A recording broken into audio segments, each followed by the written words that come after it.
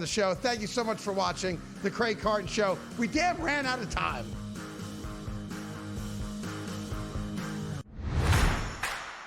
Oh, the best part about it is that they're just going about handling their business. I was listening to Arvell Reese and his literally like 5-word sentences about himself and some of the things that Caleb has been talking about. The dudes are just so locked in here about just doing their job and not worrying about all the other things and awards. They know all those happen when you go win and you win decisively. The Bobby Carpenter Show, only on SportsGrid. Baker Mayfield is the most important player on the Tampa Bay Buccaneers, and they are in first place right now, looking dead in the eye of home field advantage throughout the playoffs. They played a bad division. They're going to win a lot of games, and they're the best fourth quarter team, or at least the 2-minute warning team in all football. So, don't sleep on that. The Craig Carton Show, only on SportsGrid. Awesome and monumentous win against Oregon. Texas has saved their season. Texas has given themselves life to potentially crash the college football playoff party. For OU, a loss to Texas shouldn't be the end of your season. And yet with that remaining schedule, it feels like it could be. Books certainly pricing it that way. A lot of movement off of the Red River rivalry. Game time decisions, only on SportsGrid. Paige or Caitlin? Who do you take and why? I think for the WNBA, in a sense where they're moving toward more guards when it's been very post and big heavy in the past. But there's a reason why Caitlin Clark set all those records at college and then went into the WNBA and set all those records immediately. I really do think she's just a different level talent. Betting above the rim, only on SportsGrid.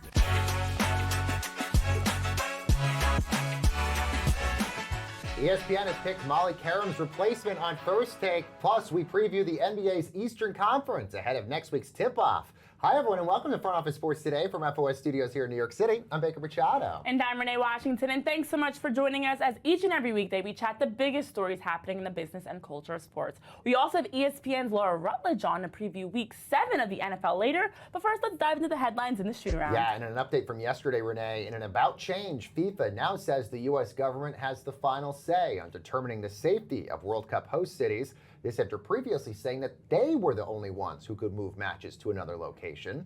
Now, this news comes after President Trump said he could move matches away from host cities like Boston, Seattle, and San Francisco if he felt those cities were not safe. The president also said he could move the Olympics out of Los Angeles for the same reason. Now, we should note all those cities have Democratic mayors, and ESPN says FIFA is under the impression right now that there are no current issues with any of the 16 host cities across the U.S., Canada, and Mexico. Yeah, FIFA's also come out with various statements saying how safety and security are their top priorities, and obviously so. But what's interesting to me is this is not the first time we've heard for a FIFA event in terms of the World Cup or any international tournament with safety concerns. Yet this is the first time we're actively hearing about it potentially moving cities. And so you have to also keep in mind, though, FIFA does have close ties to Trump in terms of a relationship. We've seen Trump involved with the Club World Cup this past summer, that he was presenting Chelsea the trophy on the stage. We also have seen him having the FIFA World Cup and the original trophy in his office, in the Oval Office. We've even seen FIFA now have an office in the Trump Tower. Yeah. So we've seen some relations. We've seen them even this past week in terms of conversations and things. This might be an opportunity for them to kind of preserve that relationship, but also make sure to remind people they are prioritizing safety and security. Yeah, the president saying his relationship with the president of FIFA, Gianni Infantino, he would call him to tell him to move a city from a host city if he needed to. Well, the most valuable soccer club in the world, Real Madrid, are reportedly planning to change their ownership structure. This would now allow outside investors to purchase stakes in the legendary club for the first time. According to The Athletic, one idea would see the club split into two entities, one for soccer operations, and the other would see external investment in the club's business side. Now, since its founding in 1902, Madrid have been owned by club members, and they would have to vote on any ownership changes. Madrid's president Florentino Perez reportedly would present these details of ownership changes during a general assembly before the end of the year. And that's the key. When you look back to the history for Real Madrid, going back to 1902, one of the oldest and most successful clubs, not only in Spain but in the world, and they have been led by club members. So to have this be brought up as the only club in world football to have recorded revenues over $1.2 billion, which is about 1 billion euros, this is a very expensive club, but they feel like because of their ownership model, it's outdated and doesn't allow them to compete with other clubs around the world, which is wild to think about. Right, because Real Madrid signs everyone. Correct, but in terms of the transfer market, they feel like they aren't able to truly compete on the financial scale with this model. So it's not only about, looking to evolve with the times in terms of on the pitch, but also ensuring that financially they can keep up as well. So it does feel like this is the start of many discussions. I know there's been rumors of will they be sold? What does this mean? What does this mean moving forward? But the key is there's going to be a lot of discussion in the upcoming weeks that we might get a closer verdict or understanding if they plan to split into a business and soccer entity. Well, construction on the main hockey arena for the upcoming Milan Olympics might not be ready until 1 day before the opening ceremony in February. That has led NHL Commissioner Gary Bettman to now voice concern if there would even be enough time to test the facility for player safety.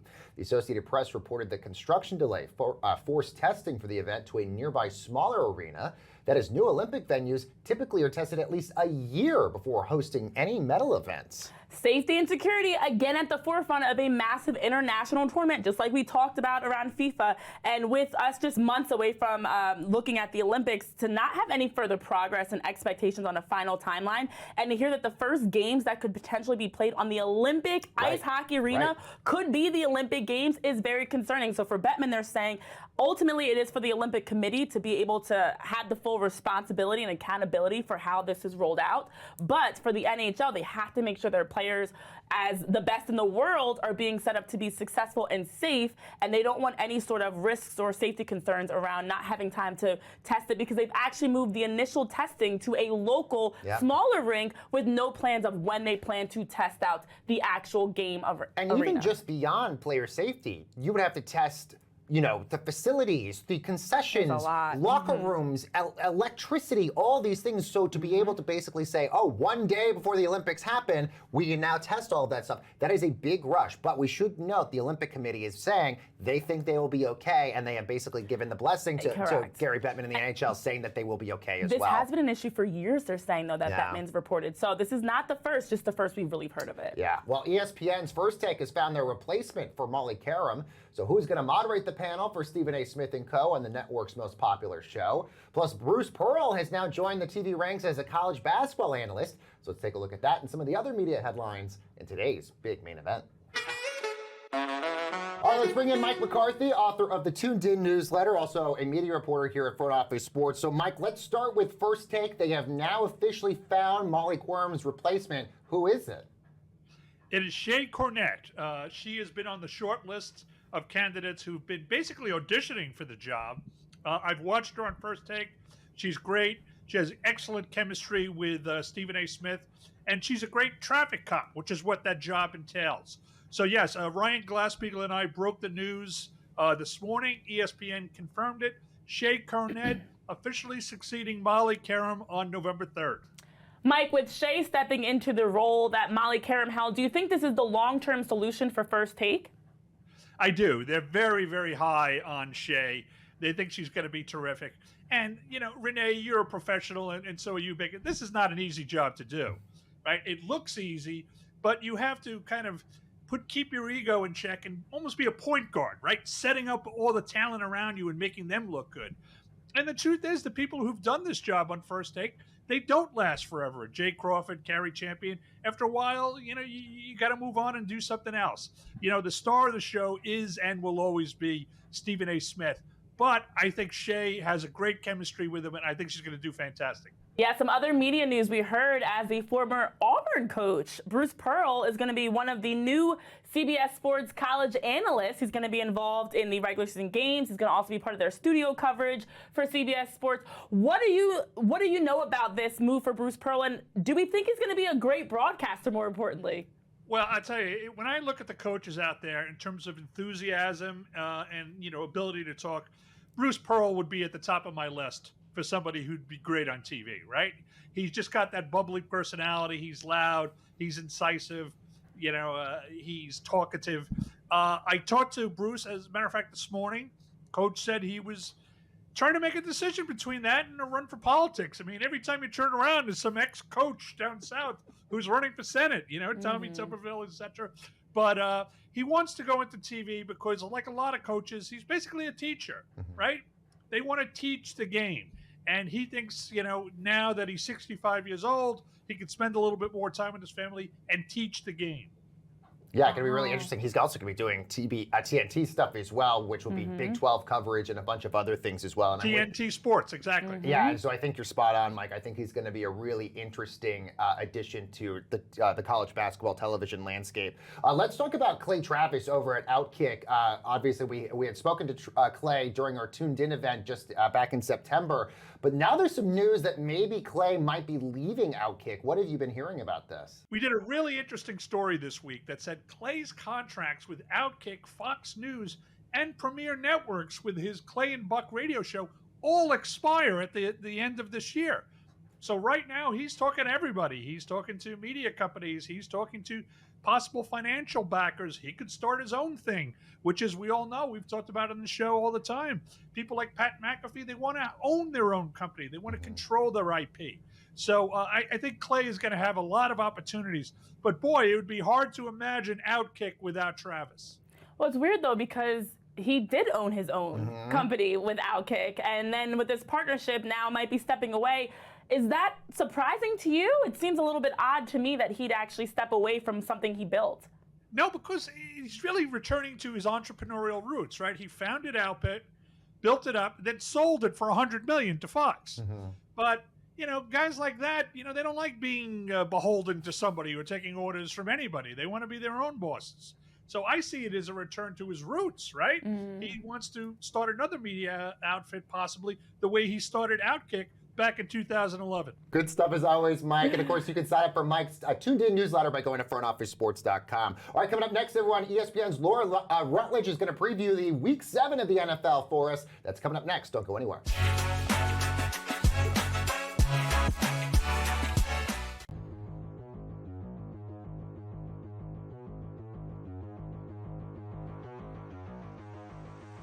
Let's do A.J. Brown. He's seems to be kind of upset with the way things are going.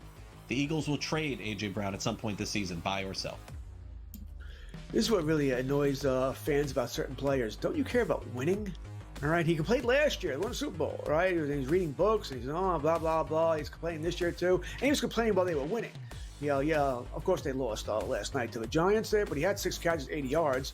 And then I think I heard him come out and say, I don't remember having an offensive meeting with Hurts and Barkley, even though it was reported that they did have a meeting. Maybe they did, maybe they didn't, but if they did have a meeting and he's saying he doesn't, what is going on here? Do you really want to be traded? I mean, grass isn't always greener. They're not going to trade you to a good team, right? You're certainly not going to Detroit, or San Francisco. They're not going to trade you to anybody in their own conference that's good, that could go compete with them. So just strange. Do I think he's going to be traded? No. They've come out and said he won't be traded, but that, who cares? That could just be to drive the price up if they really wanted to move him. So I'm going to sell this, but, if he really wants to be dealt, he can make life hard, keep complaining, keep doing this and that, embarrassing everybody, but really strange situation what's going on in Philadelphia. You won a Super Bowl, you'd think you'd be happy for a little bit. I think that, I don't know, would they do this deal? I think Howie Roseman is not adverse to making deals, but George, wouldn't they have to acquire somebody like A.J. Brown to make this kind of trade? I'm going to say sell. I think he's going to stick it out with the team. I think they're going to move him in the offseason. I think they're going to move him. Fantasy Sports Today. Fridays starting at 3 p.m. Eastern. Only on SportsGrid.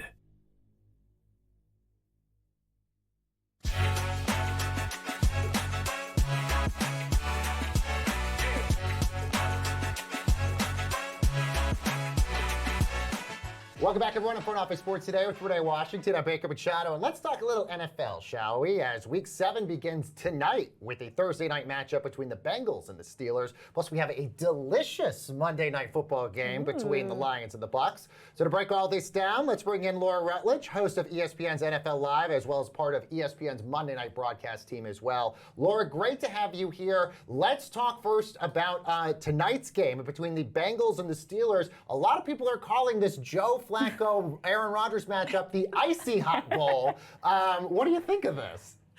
Oh my goodness. It's great to be with you guys. And yesterday, I think you guys would love to know that on NFL Live, I resisted the urge to call it the old fart quarterback game because it feels that way. But no, I mean, look, the reality is, and you may have seen what Mike Tomlin said earlier this week about the fact that he thought it was a little bizarre that the Bengals got a quarterback within the division from the Browns.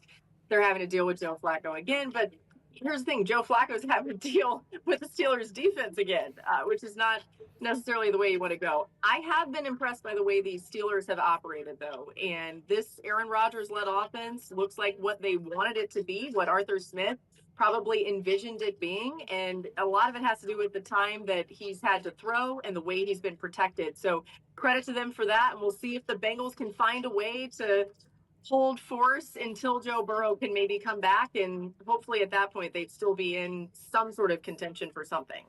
And Laura, I want to give credit to you as you continue to get involved in so many different broadcasts and shows, and we see your role evolving. And as of this season, we get a chance to see you on the sidelines with the Monday Night Football crew. And as a sideline reporter working alongside guys like Joe Buck and Troy Aikman, I'm curious, with every crew having its own identity or special secret things they do to prepare, what's something different about this crew that you get to work with compared to some of your others?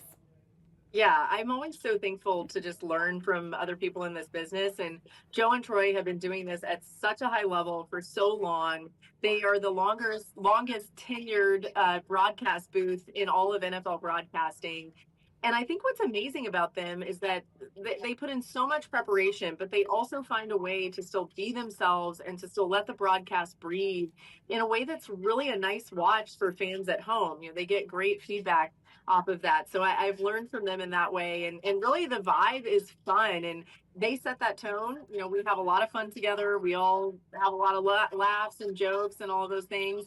But also really prepare and work at a high level and respect and value the property that is Monday Night Football and how much it matters. So I'm impressed by the tone that they've set that trickles down throughout the entire crew.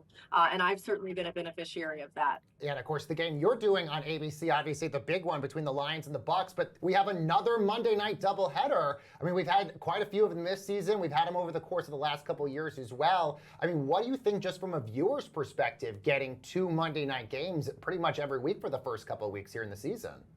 Yeah, I mean, more football is never a bad thing, right? And it's been pretty cool. We've had, you know, true double headers a few times. We've had some staggered start times just to, you know, give people an opportunity to start watching the one game and then tune into the other game. And it's been really neat. I mean, the games have been incredible, that's helped a lot with the way that people view these. And I expect this Monday to be no different. You know, these matchups are exceptional. So I'm really excited for it. And I think in our Bucs and Lions game, there's so many storylines. You know, as much as the Bucs have dealt with injuries throughout this year and Baker Mayfield has somehow overcome all of that, I think we'll see that once again against a Lions team that has their own injuries to deal with and people out. Brian Branch won't be playing in this game, of course, after what happened last week. And then Jared Goff has been able to figure out all of this. So it's been really fun to watch these teams, and we're excited to have them on Monday Night Football. And as you touch on both the Lions and the Buccaneers, what we've seen getting up to this point, it takes me to a bigger picture look at the NFL as we've seen so many surprises, whether it's the first coach fired or surprise upsets or maybe some teams that are not off to the best start when you look at what their expectations are. I'm curious, Laura, looking across the NFL, which teams are the most surprising, whether in a good way or potentially a bad way? Yeah, I'll start with the positive. I mean, the Indianapolis Colts have been such a pleasant surprise. Like, as much as people had Daniel Jones left for dead and said, all right, even if the Colts get him to help back up Anthony Richardson or create a quarterback competition, he's not going to be very good. And look how great they've been. I mean, he did have a couple of mistakes this past week, but yet they were still able to win because they're so well set up around him. So credit to the Colts. I think they are 100% for real at this point. There's really no other way to look at it. I would also throw the Patriots in there as a pleasant surprise. We kind of expected that. They made some really good moves in free agency. Mike Vrabel coming in has been really good. A negative one for me that I'm disappointed about, I picked the Ravens to win the Super Bowl, and just the injuries has been a nightmare for them. So that's one thing, but you don't want to use that as a complete excuse. That they haven't played up to their standard that we've come to expect out of them. I realize they're without some of their stars, and Lamar Jackson certainly not being out there is an issue. But I'm still cautiously optimistic that when Lamar Jackson comes back, when they get a little bit healthier, they'll be in a much better position to hopefully make a run. And they can still always be dangerous with a guy like Lamar as their quarterback. Let's talk about your one of your NFL Live partners, Dan Orlovsky, who we see on ESPN all the time. He has some very weird food takes in terms of things that he eats. I'm curious, out of all the years you've worked with him, maybe what's the strangest Dan Orlovsky food take you've ever heard? It's hard to choose because there are so many weird ones, and they literally happen every day, you guys. Like, this is not an exaggeration. But I think the weirdest thing he's done is he likes Mentos, like the strawberry Mentos, but he'll eat them and like fully chew them and then spit them out on the desk. He does this on our NFL Live desk. So we'll be like getting ready for the show, sometimes in the show, and I'm looking down and like on a piece of paper, there's just a bunch of spit out, chewed up Mentos. And I'm like, Dan, this is where I draw the line, okay? You cannot do this. This is disgusting. He doesn't care what I think. He just keeps doing it. But yeah, that one's really odd. And he said it's because he doesn't want to ingest the calories. Oh, I'm yes, like, what is that? 80 calories? Like, oh my goodness. I think we're going to be okay. Yeah. That's also, that'd be so wild. gross to do a show and you have a Ew. pile of like gently used Mentos right next to you. Listen, You know? Laura, you have kids of your own. You don't have to clean up after Dan Yes, as well on the true. show. That's disgusting. Yeah. Yes. All right, Laura I need Rutledge, to try thank this. you so much for joining us. Of course, you can watch Laura on ESPN's NFL Live and, of course, on Monday Night Football and the SEC Network as well. Laura, thank you so very much for joining us. Thank you, guys. I appreciate it. All right, and don't go anywhere, guys. We have more Front Office Sports Today headed your way right after this break.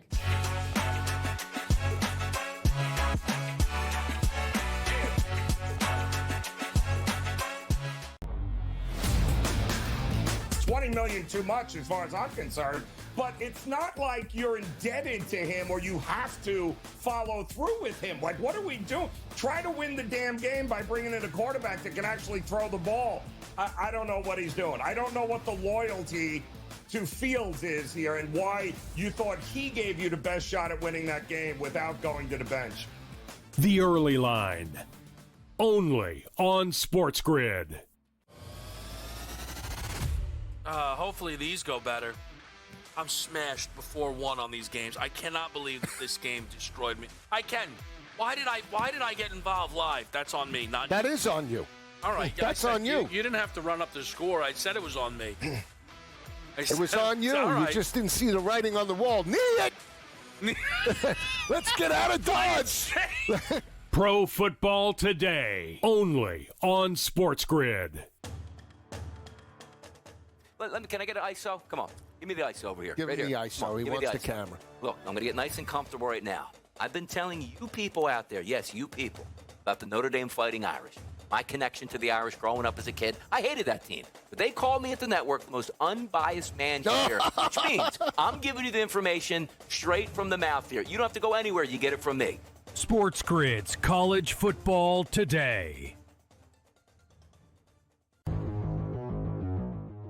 I think Kendra Miller's role continues to grow in this offense. So I think as you're looking at bye weeks continuing on and looking for running back depth, as always, we all know the dynamic can change in a minute, right? We've done this so many times in the last couple of weeks. We were adding Woody Marks before his game. We were adding Brashard Smith last week. I still want to add Brashard Smith this week.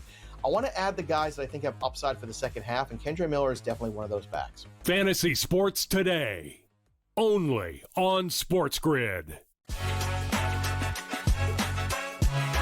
Well, a new NBA season tips off on Tuesday with a big doubleheader on NBC. So let's preview the Eastern Conference. A lot of big storylines there with what's going to happen with Giannis and so many other things. So let's bring in FOS reporter Colin Salau. So Colin, before we get to Giannis, let's start with the top teams. Interestingly, the Cavs have the highest payroll in the East and the NBA right now. Is it really the Knicks, Cavs, and maybe even the Magic's to lose here? Yeah, I think it's easy to say that, and right now that's probably the logical answer, but I think Renee will agree with me here. It's anything can happen in a season. Someone can randomly get injured, and also we all thought the Pistons were going to be bad again last year, and the Pistons were a really good team. True. That could easily happen in an Eastern Conference that's still wide open. I think the Hawks could somehow jump up. Again, you mentioned the Magic. Why not a team like the Pistons again, like I said? Why can't Cade Cunningham take that next step that he already took last year and maybe take another one? You know, you'll never know. And my favorite you'll never know team, and I think everyone's you'll never know team, is the Philadelphia 76ers. You know, always. We'll sit here forever and talk about whether Embiid will play, but maybe he does. And maybe they're the number one seed and still get knocked out in the first round. But he still could play a lot of games, and the Sixers are built well. So I think the East is wide open, and it is logical to say Cavs, Knicks. But there could be teams that jump up, especially when they play other weak Eastern Conference teams. Yeah, anything could happen. Injuries, trades could even happen. Let's look over at the Milwaukee Bucks, because obviously we saw the exciting historic news as for the first time an NBA team has three brothers on the same team, as they signed the youngest of the Antetokounmpos and Alex joining his older brothers. So that makes us wonder, for the Bucks, maybe adding a little family ties in addition to some other roster moves. Have the Milwaukee Bucks done enough to keep Giannis this season, or is this going to be the year that we see Giannis get traded? Well, the one thing is that they're all, 1-year contracts essentially, right? And I think that's what this is. This is a one extra year experiment. Giannis still has, time on his contract, but I think that it's going to be, we're gonna look at what this team really is right now. They don't really have much depth. They don't really have a lot of guard power in terms of scoring, in terms of handling the ball, in terms of proven talent. But who knows? When you have a guy like Giannis and you have a rim protector like Miles Turner, perhaps they could make noise in a weak Eastern Conference. But to your point, Renee, I think it's going to be an evaluation. What does Giannis want? Is he okay with a middle tier Eastern Conference team, or does he really want to be near the top? Because we've already heard murmurs about the Knicks. I don't know how that trade is going to happen, but whether I think it's going to happen this year, I doubt. But I think this year is, with the Antetokounmpos there, probably a 1-year experiment before what happens next. Colin, two teams dealt with significant injuries, Boston and Indiana. Also had a lot of roster changes as well. What are sort of the expectations for those two teams? And do those teams maybe shed off larger assets, maybe in Boston's case, like Jaylen Brown or Derek White, in order to get a good lottery pick for when Jason Tatum comes back? Yeah, it's interesting. I compare it to past seasons with Golden State, when they took kind of this gap year because of injury as well. In my case, and in this case, I really think they're going to look at how the year starts, right, and see what happens. Are they good to start the season in a weak Eastern Conference? Is it good for them to just keep the ball rolling and just see what happens and maybe make some noise in the playoffs? There's so much random noise about whether Tatum will come back in the playoffs, and whether that's the right decision is going to depend, I think, on how the team performs. In terms of Indiana, I think it's a little bit of a different situation there, right? They already let go of Miles Turner, but now they're below the tax. Again, they avoided that tax. But Halliburton is not going to come back this year. They already know he won't, but they made the finals. And so I think being patient, I think the vibes are good in Indy. I think they're going to be a little bit more patient with what's going on, and Rick Carlisle will not leave. So they'll always have Rick Carlisle, exactly. I think the longest tenured coach right now in the NBA, which is crazy. Colin, by the way, is going to join us tomorrow to preview the Western Conference. Colin Salau, thank you so very much. And let's see what's bubbling over at the FOS water cooler. Well, Renee, Texas Tech and Kansas were each fined $25,000. That after their coaches got into a heated exchange last week. That's when Tech fans threw tortillas on the field, which led to multiple 15-yard penalties. And the Big 12's new rules state that teams receive warnings for the first two violations of things thrown on the field, and then a 15-yard personal foul penalty after. The Tech's athletic director says fans would still be able to throw tortillas during opening kickoffs only. That's, of course, a tradition they've done since the 90s, but not anytime afterwards. I am laughing at the fact this is like Cloudy with a Chance of Meatballs coming to life. This is the type of fight I'd want to get involved in. But as you mentioned, it is a long-standing tradition dating back to 1990s. And so they're sticking to this. The Red Raiders want this tradition to continue. But I will also say there's more beyond the tortillas in terms of also there was alleged a pocket knife that was thrown as well that Kansas had that mentioned. But police have confirmed they did find a pocket knife. They just are trying to figure out where it comes from. So between the argument, the tortillas, the pocket knife, a lot happened in that game and ultimately led to fines being handed out. And Lance Leopold, the Kansas coach, apologizing for that altercation as well. All right, guys, that's going to do it for this edition of Front Office Sports Today. Renee and I are back on